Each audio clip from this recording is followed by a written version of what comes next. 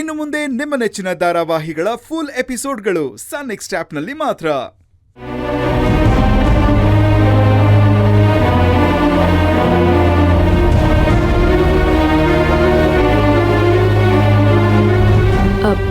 Doctor, ತುಳಸಿಗೆ ಪ್ರಜ್ಞೆ ಬಂದಿದೆಯೋ ಅಲ್ವೋ ಗೊತ್ತಿಲ್ಲ, ಸ್ವಲ್ಪ ಚೆಕ್ ಮಾಡಿ ಹೇಳ್ತೀರಾ? ನೋಡಿ ಹೇಳ್ತೀನಿ. ಓಕೆ.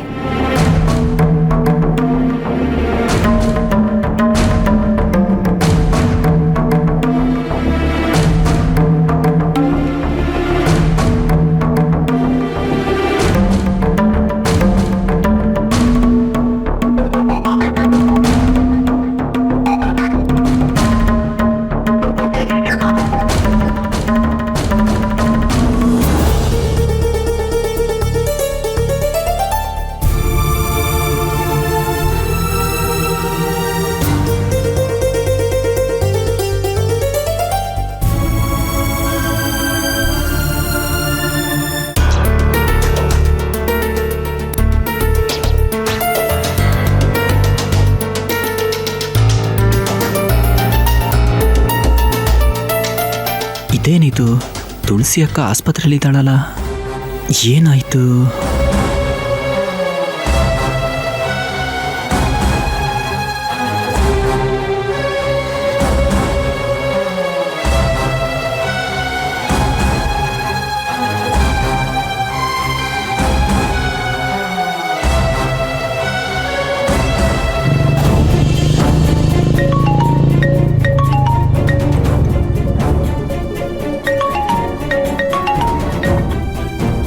ಹೇಳು ಕುಮಾರ. ಶಿವಣ್ಣ, ತುಳಸಿ ಅಕ್ಕ ಗೌರ್ಮೆಂಟ್ ಆಸ್ಪತ್ರೆಯಲ್ಲಿ ಅಡ್ಮಿಟ್ ಆಗಿದ್ದಾರಣ್ಣ. ಅವ್ರ ಜೊತೆ ಪೊಲೀಸ್ನವರೆಲ್ಲ ಇದ್ದಾರಣ್ಣ. ಏನ್ ಹೇಳ್ತಾ ಇದೀಯಾ? ನಿಜವಾಗ್ಲೂ ನನ್ನ ತಂಗಿ ಆಸ್ಪತ್ರೆಯಲ್ಲಿ ಅಡ್ಮಿಟ್ ಆಗಿದ್ದಾಳ? ಹೌದಣ್ಣ, ನಮ್ ತುಳಸಿ ಅಕ್ಕ ನನಗೆ ಗೊತ್ತಾಗಲ್ವಾ? ನಿಂಗೆ ಗೊತ್ತಾಗುತ್ತೆ, ಬಾರಣ್ಣ ಹಾಸ್ಪಿಟಲ್ ಹತ್ರ. ಸರಿ, ನೀನ್ ಅಲ್ಲೇ ಇರು, ಬರ್ತೇನೆ. ಸರಿ ಅಣ್ಣ, ಬಾರಣ್ಣ ಬಾ. ಮಾವ, ತುಳಸಿ ಅಕ್ಕ ಹಾಸ್ಪಿಟಲ್ ಇದ್ದಾಳಂತೆ. ಅದೇ ನನಗೂ ಗೊತ್ತಾಗ್ತಾ ಇಲ್ಲ ಜ್ಯೋತಿ. ಹೋಗಿ ನೋಡೋಣ ಬಾ.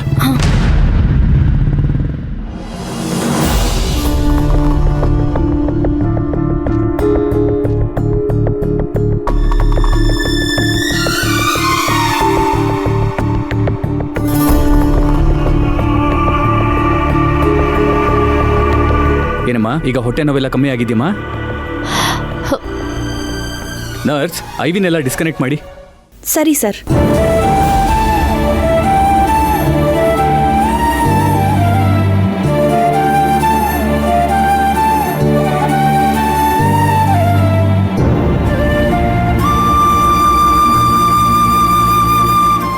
Doctor, she is out of danger. ಪೇಷಂಟ್ಗೆ ಪ್ರಜ್ಞೆ ಬಂದಿದೆ ಈಗ.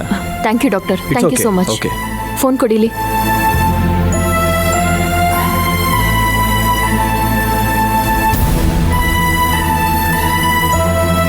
ಹಲೋ, ಹೇಳಿ ವಾರ್ಡನ್.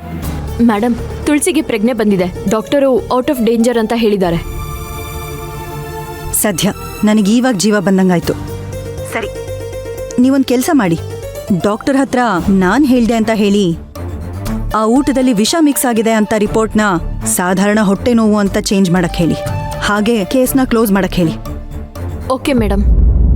ಕೇರ್ಫುಲ್, ಈ ವಿಷಯ ಯಾರಿಗೂ ಗೊತ್ತಾಗಬಾರ್ದು. ತುಳಸಿನ ಡಿಸ್ಚಾರ್ಜ್ ಮಾಡಿಕೊಂಡು ಕೋರ್ಟಿಗೆ ಕರ್ಕೊಂಡು ಬನ್ನಿ. ಸರಿ ಮೇಡಮ್, ಆಯಿತು. ಓಕೆ.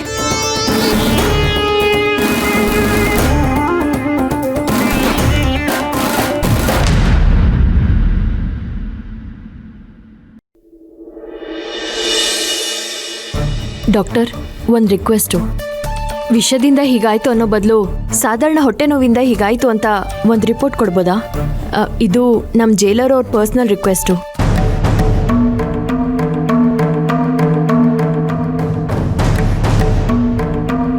ಓಕೆ, ಮಾಡ್ಕೊಡ್ತೀನಿ. ಥ್ಯಾಂಕ್ ಯು ಡಾಕ್ಟ್ರೇ. ನರ್ಸ್, ತುಳಸಿ ಅವ್ರನ್ನ ಡಿಸ್ಚಾರ್ಜ್ ಮಾಡಿಬಿಡಿ. ಹಾಗೆ ಅವ್ರ ಫೈಲ್ ತೊಗೊಂಡು ಬನ್ನಿ. Okay sir.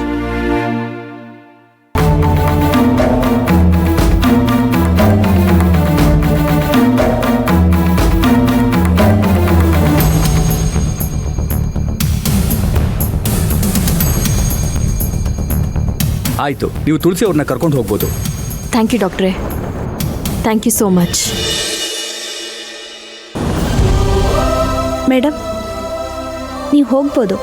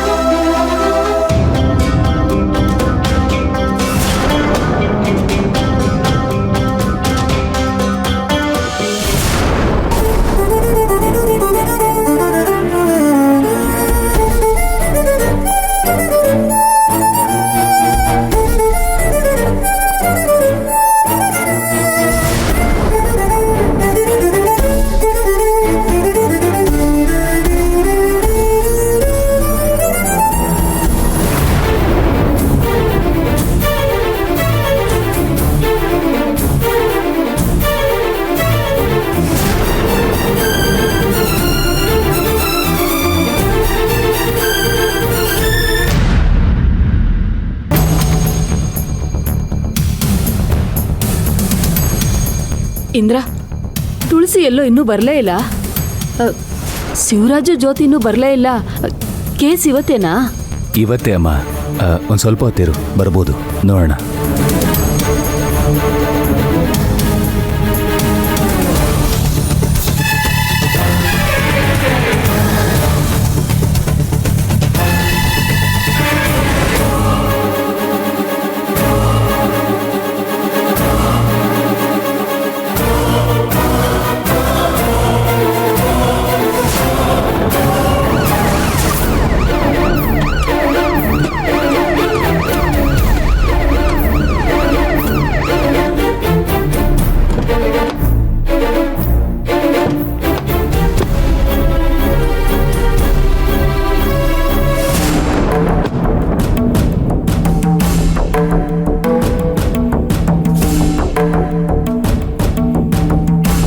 ಅತ್ತೆ, ಮಾವ, ಅಣ್ಣ ಎಲ್ಲಿ? ತುಳಸಿ ಇನ್ನೇನ್ ಬರ್ತಾನೆ ಕಣವ. ನಡೀರಿ ಹೋಗೋಣ. ಮೇಡಮ್, ಒಂದು ನಿಮಿಷ. ಬಂಗಾರಿ, ನೀನೇನು ಯೋಚನೆ ಮಾಡಬೇಡ, ಅಣ್ಣ ಬಂದ್ಬಿಡ್ತಾನೆ. ನಡಿಯಮ್ಮ ಹೋಗೋಣ. ಇಂದ್ರ, ಬಾರ ನಾವು ಹೋಗೋಣ.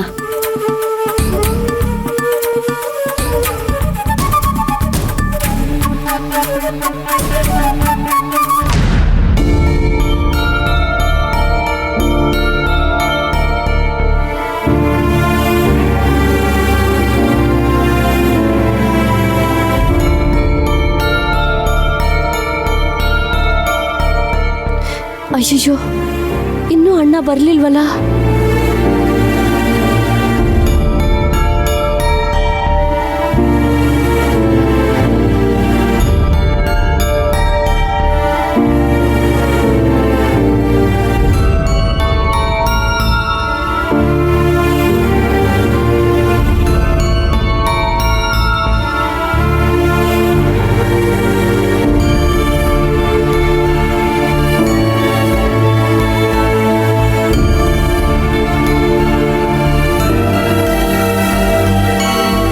ಯುವರ್ ಹಾನರ್, ಆರೋಪಿ ತುಳಸಿ ಅವರಿಗೆ ಜಾಮೀನು ಕೊಡಬಾರ್ದು ಅಂತ ನಾನು ನಿಮ್ಮಲ್ಲಿ ಮನವಿ ಮಾಡ್ಕೋತಾ ಇದ್ದೀನಿ. ಯಾಕಂದ್ರೆ ಇವ್ರಿಗೆ ಜಾಮೀನು ಕೊಟ್ರೆ ಸಾಕ್ಷಿ ನಾಶ ಮಾಡೋ ಸಾಧ್ಯತೆ ಹೆಚ್ಚಿದೆ. ಹಾಗಾಗಿ ಇವ್ರನ್ನ ಬಂಧನದಲ್ಲೇ ಇಡಬೇಕು ಅಂತ ನಾನು ನಿಮ್ಮಲ್ಲಿ ಕೇಳ್ಕೊತಾ ಇದ್ದೀನಿ. Objection your honour. ಪ್ರಾಸಿಕ್ಯೂಷನ್ ಅವರು ಆರೋಪಿಯಾದ ನನ್ನ ಕಕ್ಷಿದಾರರನ್ನ ಅಪರಾಧಿ ಅಂತ ಪರಿಗಣಿಸ್ತಾ ಇದ್ದಾರೆ. ಇದನ್ನ ನೀವು ಖಂಡಿಸಬೇಕು ಯುವರ್ ಆನರ್. ಪೊಲೀಸ್ ಅಧಿಕಾರಿಗಳು ಇಲ್ಲಿವರೆಗೂ ಯಾವುದೇ ಸಾಕ್ಷ್ಯಾಧಾರಗಳನ್ನ ಒದಗಿಸದೇ ಇರೋ ಕಾರಣ ಆರೋಪಿನ ಜಾಮೀನಿನ ಮೇಲೆ ಬಿಡುಗಡೆ ಮಾಡಬೇಕು ಅಂತ ಕೇಳ್ಕೊಳ್ತೀನಿ. That's all your honour.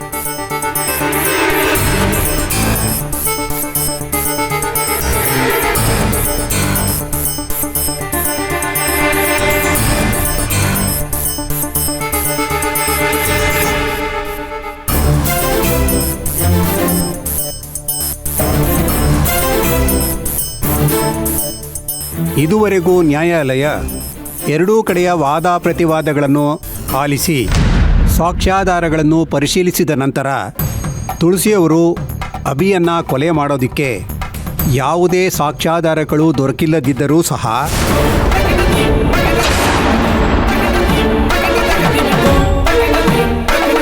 ಇನ್ನು ಅಭಿ ಬದುಕಿದಾನೋ ಸತ್ತಿದಾನೋ ಅನ್ನೋದಕ್ಕೆ ಬಲವಾದ ಆಧಾರಗಳು ಸಾಕ್ಷ್ಯಾಧಾರಗಳು ಇಲ್ಲದೇ ಇರುವುದರಿಂದ ಅಭಿ ಅವರ ಹೆಂಡತಿ ಭಾರ್ಗವಿ ಅವರ ಆರೋಪವನ್ನು ಪರಿಗಣಿಸಿ ನ್ಯಾಯಾಲಯ ತುಳಸಿಯವರ ಜಾಮೀನನ್ನು ತಿರಸ್ಕರಿಸಿದೆ.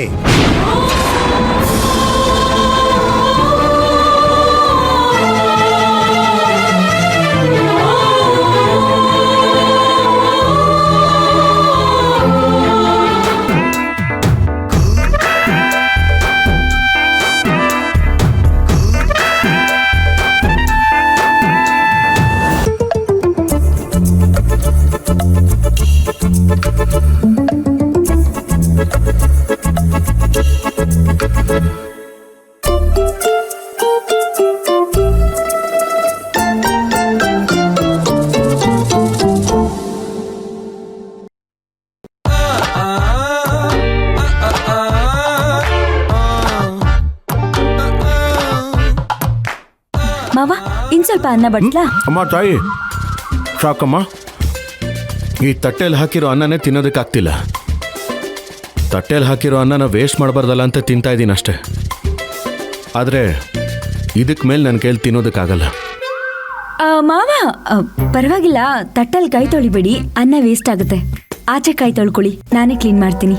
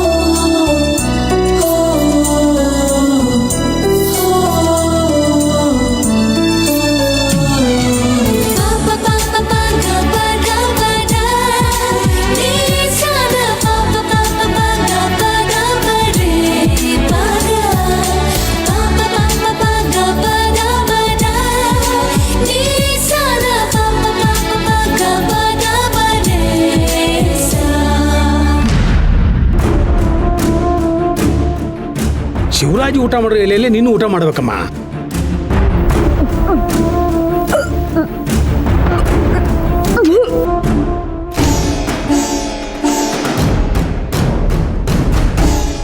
ಜ್ಯೋತಿ ಯಾಕೆ ಈ ಥರ ಎಲ್ಲ ಮಾಡ್ತಿದ್ದಾಳೆ? ಇದು ನಿಜವಾಗ್ಲೂನಾ ಅಥವಾ ನಾಟಕನಾ?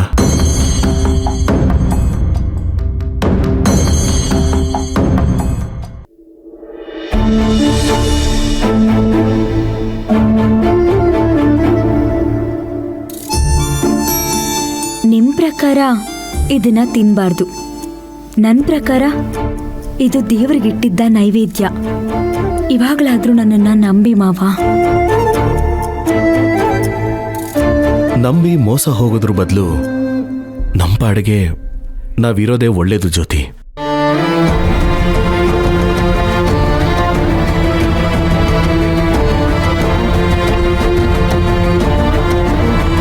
ಮಾವ ಏನು ರಿಯಾಕ್ಟ್ ಮಾಡದೆ ಹೋಗ್ಬಿಟ್ರಲ್ಲ, ಅವ್ರು ನನ್ನನ್ನ ಒಪ್ಕೊಳ್ತಾರ ಇಲ್ವಾ? ಇಲ್ಲ, ಇನ್ಮೇಲೆ ಈ ಥರದ ಕಣ್ಣ ಮುಚ್ಚಾಲೆ ಆಟ ಎಲ್ಲ ನಡೆಯಲ್ಲ. ಮಾವನ ಹತ್ರ ಹೋಗಿ ನೇರವಾಗಿ ಕ್ಷಮೆ ಕೇಳಿ ನನ್ನ ಪ್ರೀತಿನ ಹೇಳ್ಕೋಬೇಕು.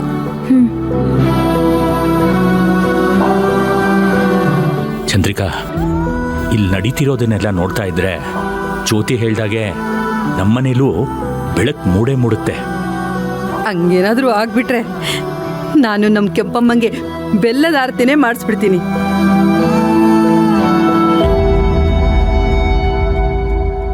ಯಾವುದೇ ಕಾರಣಕ್ಕೂ ನಿಮ್ಗಳ ಮನೆಗಳಲ್ಲಿ ಹೊಸ ಬೆಳಕು ಮೂಡೋದಕ್ಕೆ ನಾನು ಬಿಡೋದಿಲ್ಲ.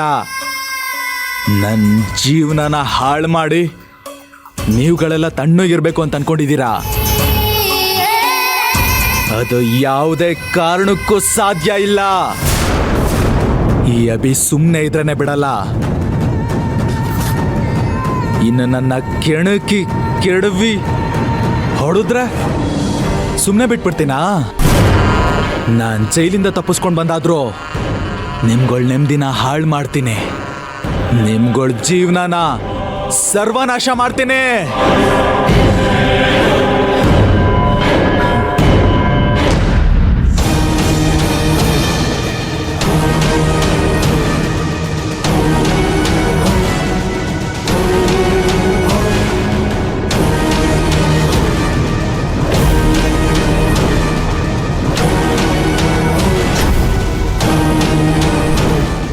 ಸರ್, ಒಂದು ನಿಮಿಷ,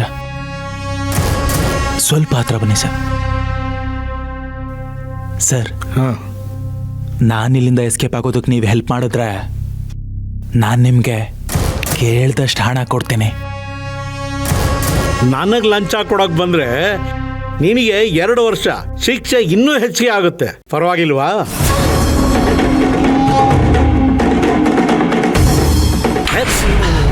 ಲಂಚ ತಗೊಳ್ಳೋ ಅಧಿಕಾರಿ ಎಲ್ಲ ಕಣೋ ಅಯೋಗ್ಯ. ನೀತಿ ನಿಯತ್ತು ಅಂತ ತಿಳ್ಕೊಂಡು ಬಂದಿದ್ದೀನಿ. ಇನ್ನೊಂದ್ಸಲ ಇಂಥದ್ದೇನಾದರೂ ಪ್ರಯತ್ನ ಮಾಡಿದ್ರೆ ಬಳ್ಳಾರಿ ಜೈಲಿಗೆ ಹಾಕ್ಸ್ಬಿಡ್ತೀನಿ. ಹುಷಾರ್. ಹೋಗ, ಮಕ್ಕ ಏನು ನೋಡ್ತೀಯ?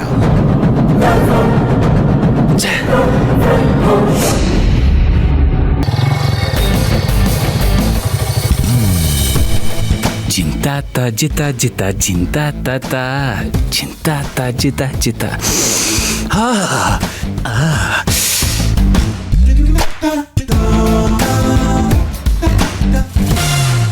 ಸಾವಿತ್ರಿ, ಇವತ್ತು ಯಾಕೋ ಮನಸ್ಸಿಗೆ ತುಂಬ ನೆಮ್ಮದಿ ಅನಿಸ್ತಾ ಇದೆ.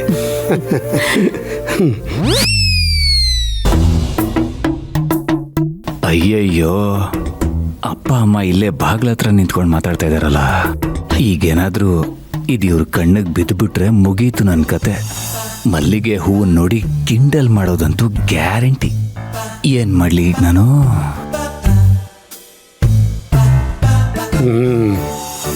ಅಲ್ಲಿ ನೋಡು, ನಮ್ಮ ಮಗ ಇಂದ್ರ ಹೆಂಡತಿಗೇನೋ ತಂದಿದ್ದಾನೆ.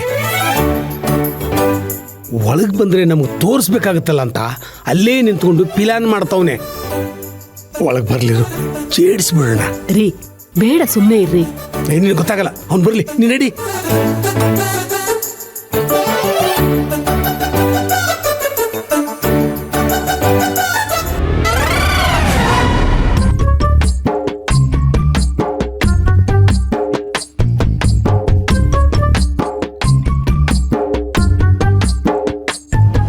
ಮಗನೇ, ತಗ್ಲಾಕೊಂಡೆ.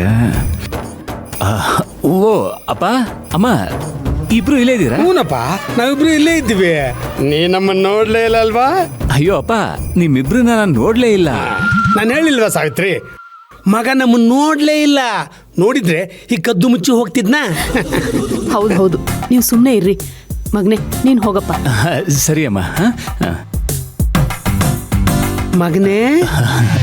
ಅಪ್ಪ ಏನಪ್ಪ ಅದು ಹಿಂದೆ? ಅಯ್ಯೋ, ಹಿಂದೆನಾ? ಧೂಳು ಧೂಳು ಧೂಳು ಧೂಳು ಧೂಳು ಧೂಳು ಅಷ್ಟೇ. ಮಗನೇ, ನಾನು ಕೇಳಿದ್ದು ಹಿಂದೆ ಇರೋ ಗೋಡೆನಲ್ಲ, ನೀನ್ ಹಿಂದೆ ಇರೋ ಕೈಯಲ್ಲಿರೋದೇನಪ್ಪ ಅಂದೆ. ಅಯ್ಯೋ ಅಪ್ಪ, ನನ್ನ ಕೈಯಲ್ಲಿ ಏನಿದೆ ನೋಡು, ಬೆರಳುಗಳಪ್ಪ. ಬೆರಳುಗಳು ಅಂದ್ರೆ ಬೇರೆಯವ್ರ ಕೈ ಕೊಂಬುಗಳು ಇರ್ತಾವಂತಾನ? ತಮಾಷೆ. ಮಗನೇ, ಎಲ್ಲಿ ನಿನ್ ಕೈ ತೋರ್ಸು. ನೋಡಪ್ಪ, ಖಾಲಿ. ಈ ಕೈ ತೋರ್ಸು. ಖಾಲಿ ನೋಡು.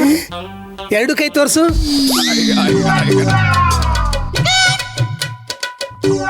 ರೀ, ನೀವು ಸುಮ್ಮನೆ ಇರ್ರಿ. ಅವ್ನ ಪಾಡ್ಗ ಅವನ್ನ ಬಿಟ್ಬಿಡ್ರಿ.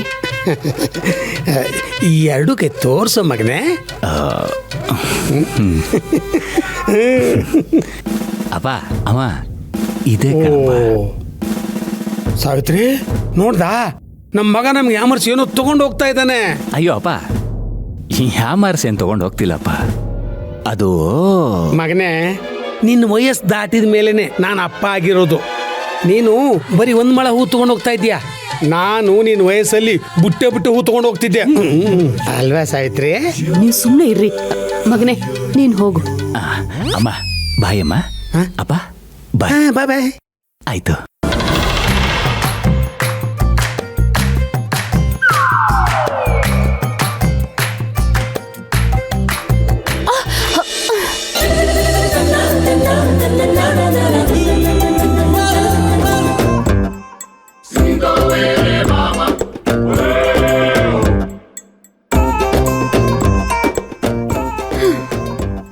ಕಾಯ್ತಾ ಕೂತ್ರೆ ಏನು ಪ್ರಯೋಜನ ಇಲ್ಲ. ನಾನೇನಾದ್ರೂ ಮಾಡಬೇಕು.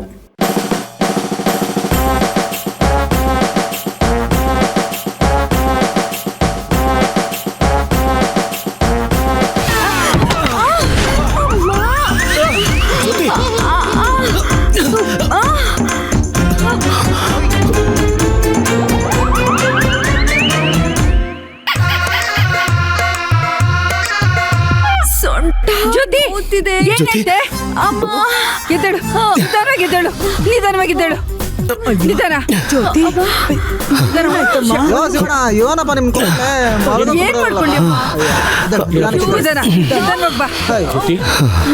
ಮೇಲೆ ಕುತ್ಕೋ. ನಿಧಾನ ಬಾರೋ, ಮಲ್ಕೋ ಬಾ. ಏನಪ್ಪ ಮಾಡಿದೆ ಹೆಣ್ಮಗಳಿಗೆ ನೀನು?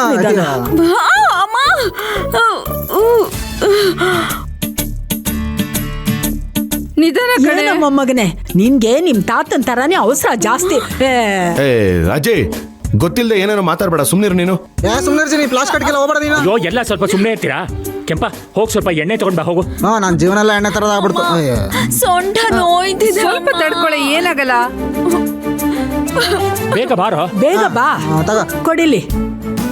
ಅಂತದೇನಪ್ಪ ಮಾಡ್ದೆ ನೀನು? ಕೆಂಪ ಅವ್ರು ಹಚ್ತಾರೆ, ನೀ ನಡಿ ನಡಿ ನಡಿ.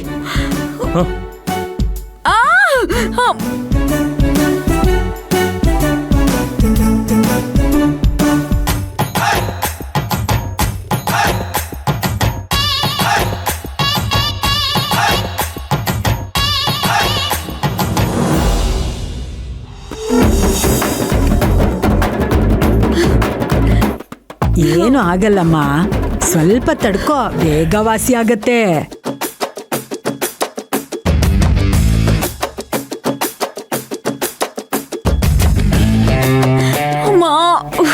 ಜ್ಯೋತಿ, ಬೆಳಿಗ್ಗೆ ಹೊತ್ತಿಗೆ ಎಲ್ಲ ಸರಿ ಹೋಯ್ತದೆ, ಸ್ವಲ್ಪ ಸುಮ್ಮನೆ ಮಲಿಕಾ.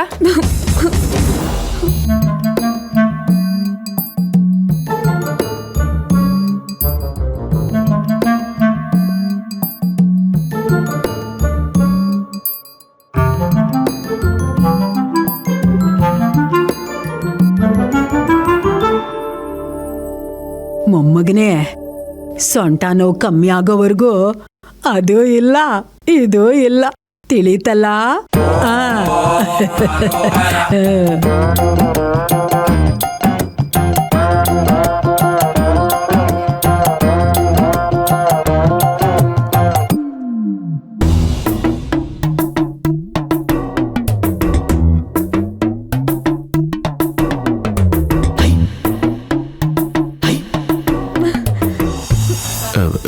ಜ್ಯೋತಿ, ಏನಾದ್ರೂ ಸಹಾಯ ಮಾಡ್ಲಾ? ಇವಾಗ ಬಂದಿದ್ದೀರಾ? ಹೋಗ್ ಸುಮ್ನೆ ಮುಸ್ಕಾಕೊಂಡು ಮಲ್ಕೊಳ್ಳಿ. ಸರಿ.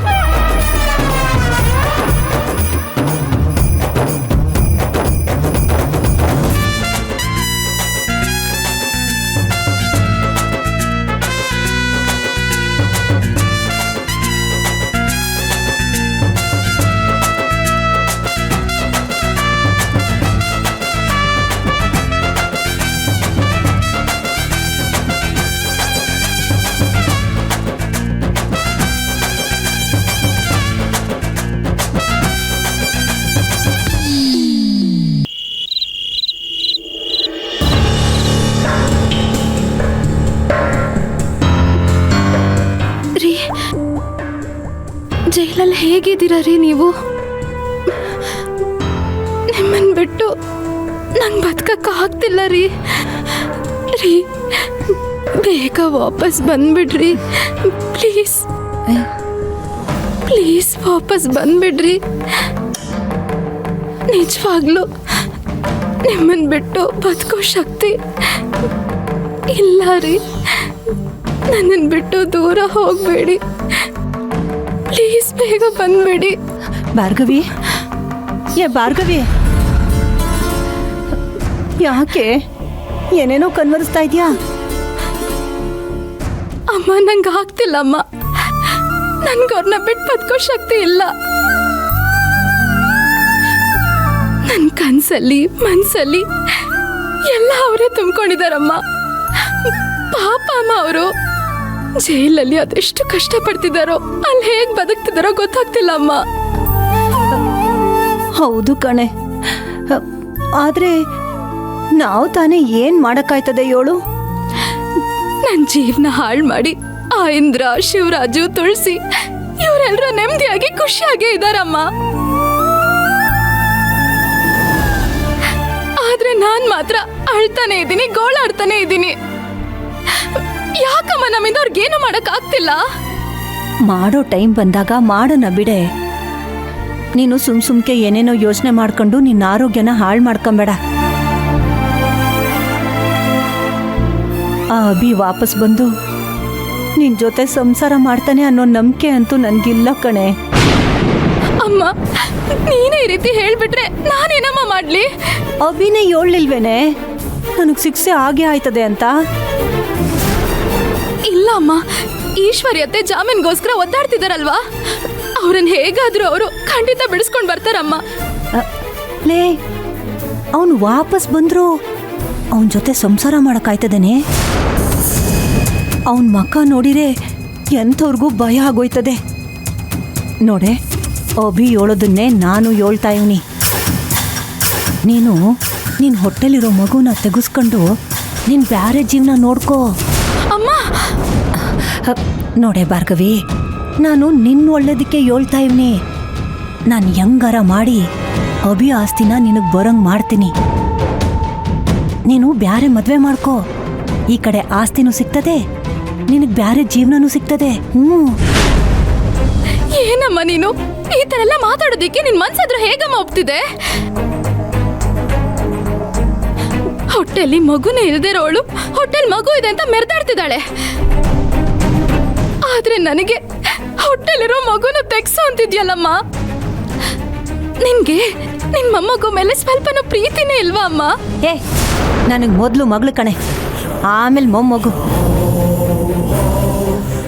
ಆ ಹಾಳದವಳಿಗೆ ನಾನೇ ಎಳ್ನೀರಾಗೆ ವಿಷ ಬೆರೆಸಿ ಅವಳ ಮಗು ಸಾಯಂಗ್ ಮಾಡಿವ್ನಿ. ಆದ್ರೂ ನನ್ನ ಹೊಟ್ಟೆಲ್ ಮಗು ಐತೆ ಅಂತ ಯೋಟೆಲ್ಲ ನಾಟಕ ಮಾಡ್ತಾವಳವಳು. ಒಂದು ವೇಳೆ ಅವಳು ಹೇಳ್ದಂಗೆ ಅದು ಸತ್ಯನೇ ಆಗಿದ್ರೆ ನಾನೇ ಅವಳು ಮಲ್ಗಿರುವಾಗ ಅವಳು ಹೊಟ್ಟೆ ಗುದ್ದಿ ಗುದ್ದಿ ಅವಳ ಮಗುನ ಕೊಂದಾಕ್ಬಿಡ್ತೀನಿ.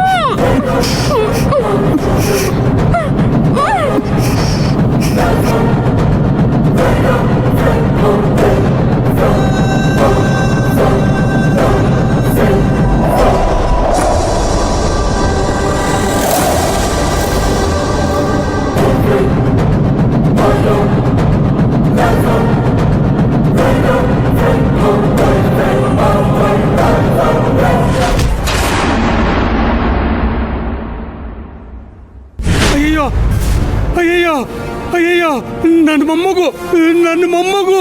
ಅಯ್ಯೋ ಅಯ್ಯೋ ಅಯ್ಯೋ.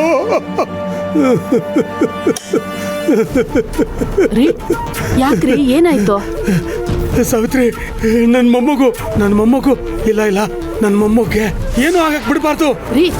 ರೀ ಯಾಕೆ ಇಷ್ಟೊಂದು ಗಾಬರಿ ಆಗಿದ್ದೀರಾ? ಏನಾದ್ರೂ ಕೆಟ್ಟ ಕನ್ಸ್ ಬಿದ್ದಾ? ಹೌದು ಸಾವಿತ್ರಿ, ಆ ಸೊರು ಮಂಗಳ ನನ್ನ ಸೊಸೆ ಹೊಟ್ಟೆ ಮೇಲೆ ಒತ್ತಿ ಒತ್ತಿ ನನ್ನ ಮೊಮ್ಮಗನ ಸಾಯಿಸೋಕ್ ನೋಡ್ತಾ ಇದ್ಲು. ಅಯ್ಯೋ, ನನ್ನ ಮೊಮ್ಮಗೇನು ಆಗ್ಬಾರ್ದು. ನಾನು ಈಗಲೇ ಹೋಗಿ ನನ್ನ ಸೊಸೆ ನೋಡ್ತೀನಿ. ಒಂದ್ ನಿಮಿಷ ನನ್ನ ಮಾತು ಕೇಳಿ. ಇಲ್ಲ, ತುಂಬ ಕೆಟ್ಟ ಕನಸು. ನನಗೆ ತುಂಬ ಭಯ ಆಗ್ತಾ ಇದೆ. ಅಲ್ಲ, ಈಗ ತಾನೇ ಎಲ್ಲ ಸಮಸ್ಯೆ ದೂರ ಆಯ್ತು ಅಂದ್ರೆ ಸಾವಿತ್ರಿ, ಇದ್ಯಾವುದೋ ಹೊಸ ಸಮಸ್ಯೆ ಶುರು ಆಗೋ ಥರ ಕನಸು ಬೀಳ್ತಾ ಇದೆ ಅಲ್ಲೇ.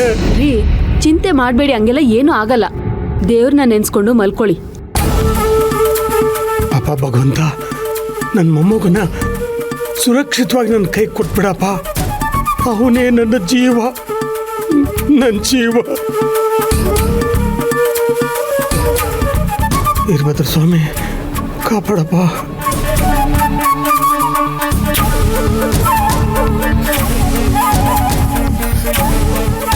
ದಿನೇ ದಿನೇ ಇವ್ರಿಗೆ ಮೊಮ್ಮಗು ವ್ಯಾಮೋಹ ಜಾಸ್ತಿ ಆಗ್ತೈತೆ. ಹಿಂಗೆ ಬಿಟ್ರೆ ಸರಿ ಹೋಗಕ್ಕಿಲ್ಲ. ನಾಳೆನೆ ಇವ್ರಿಗೆ ಎಲ್ಲ ಸತ್ಯನೂ ಹೇಳ್ಬಿಡ್ಬೇಕು.